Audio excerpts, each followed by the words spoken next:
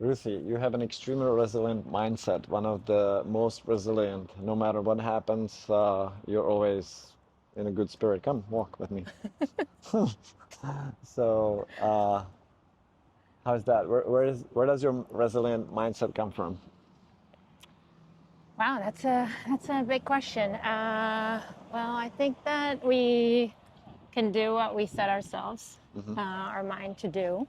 Um, and I also believe that we learn from all of our experiences, whether we succeed or fail. Yeah. And therefore, you don't really fail.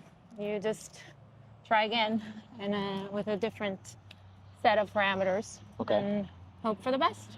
But where does your resilient mindset come from? Like you weren't just born and you weren't this resilient to all the stress. You've been through a lot, like a lot of difficult, stressful situations, and you never seem to panic. You always seem to be like pretty calm in those situations. So, where's that from?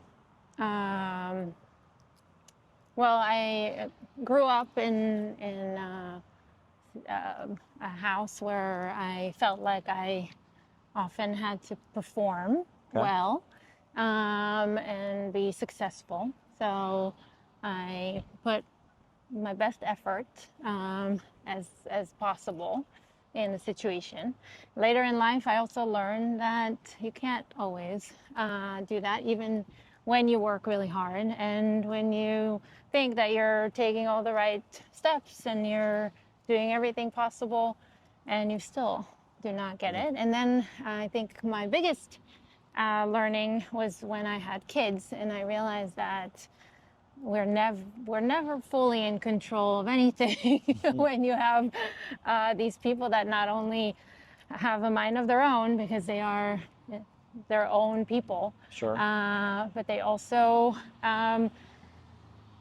they hit you in an emotional way that nothing else ever hit you. So you are always vulnerable when it comes to dealing with them Mm. for many, many reasons, because you want the best for them, which again sometimes compromises your ability to make decisions. I've been fortunate to experience some challenges with my own children that got us to seek therapy and to really expand our knowledge. And it was a humbling experience, but one that I learned a lot from. Okay. And one of them is to assess situations and to figure out that, okay, that's not the end of the world. Right. Where do we go from here? We can just walk around. If you're asking where do we go from here? I like that. Beautiful day to walk around. Yes. You've been you've been in the Israeli military. Correct. What are the what's the most important lesson you learned at the Israeli military? Um, wow, Do the you say most important Israeli or how do you say that? Israeli. Israeli. Yeah. Okay. What's the most Uh, what's the most important thing you learned at the Israeli military? um, I learned that um, no matter what your role is, you are essential. And it doesn't matter, even though in the military you put a lot of effort, a lot of significance into your rank. Hmm. Um, this whole operation is not doable without each and every person contributing to Right. this whole effort. So yeah, it's getting to know so many people, doing so many roles and so many jobs in a stressful and dealing with very, very high stressful situation, and doing it with 18-year-olds and 19-year-olds, Hmm. where 2 minutes ago you were in high school Right. and living your life, and then all of a sudden you're in decisions where you have to make really quick decisions that really can impact people's lives. Right. Okay. Thank you. And what's your favorite part about Mind Zero?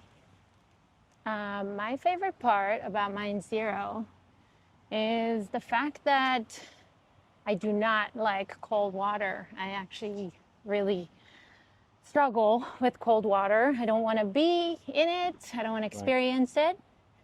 And I did it, even though I didn't think I could, and just realized how much we gain sometimes from doing things that we may not want to, but you push yourself and you do them. And then afterwards, on top of everything physiologically that happens thanks to cold and heat therapy, it's that realization of like, hold on, I did that. And maybe it wasn't as graceful as some other people's experiences, but I did it, and I did it really well. And the second time I did it, thanks to our trusted team members that really guide you through and gives you the tools on how to do it well, I was able to do it on my own and really channel all my learnings and really get in charge of myself much quicker. Awesome. Yes. This is Ruthy, and she is the Chief Marketing Officer at Mind Zero. She joined us about a year ago, almost, half a year. July. She joined us close to a year ago, and the partnership has been amazing. We are already on amazing shows. So Ruthy was actually on a nationwide show, a radio show. How was your experience? How did you end up on a national radio show? Well, I was happy that Mind Zero was highlighted as a concept that is definitely making news. Okay. And people are excited for. What was the show? It was Elliot on the morning. Nice. And they were highlighting our up-and-coming location in Loudoun County, Virginia. Nice. And it's very exciting, and we're really looking forward to that location to open. And yeah, it was interesting to hear point of views of people that have never done this before and hearing concerns and fears. And you know that these fears actually are not based in reality, because any of the things that they mentioned are things that Mind Zero does really, really well. And but it's good to know those things, because those are that's the opinion that people are going to have, and that's our responsibility to educate and teach and help people see it for what it is. Awesome. Now I'm going to ask you two questions, and I'm just asking you to be very honest. Okay. So what's the best thing about working with me, and what's the worst thing about working with me? There is somebody signaling that they're open over here for business. Yes. They're open. Yes, they're open for business. It's some sandwich shop right next door, Mind Zero. So, okay, so best... number one thing about working with me. Number one worst thing about working with me. Okay, so best thing about working with you is I think you have an open mind for to experiment with things, to take risks, and to try new things and spend effort, spend money, spend time, and when I appreciate that. Thank you. All right, guys. So this was the interview with. Okay. No, I'm okay. We stop here. Yeah, we do not need to go to the second. No. I want to know, really. I love feedback. I love to learn. You know, George told me I was the worst leader that he has ever worked for.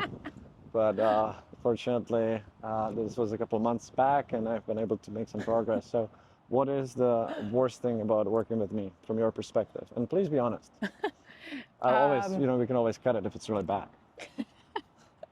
I think at times the things that you voice may not have been thought through fully before they exited your brain and your mouth, and it can be interpreted in all kinds of different ways. So taking a moment, reflecting on what you're even trying to say, because more often than not, you're actually not trying to say the bad thing that comes out. I Yeah. don't think. But yeah, so that's about it. Thank you. Are there any tools that you would recommend to me that I can use to overcome this thing? I think actually utilizing skills taught at Mind Zero, breathing can Okay. really help.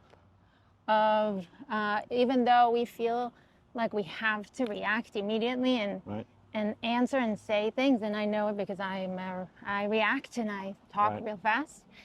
Sometimes it's okay to take a minute and breathe Yeah. and think through without losing authenticity, but think it through, Okay. and then say, okay, you know what? Maybe that last bit I actually don't really need to say. It's fine. It's okay if I keep it to myself. Maybe later I'll bring it up in a different way. Not Hey, right now. this was the number one thing that Ruthy hates about me, and she gave me some real advice, some real tools that I can use.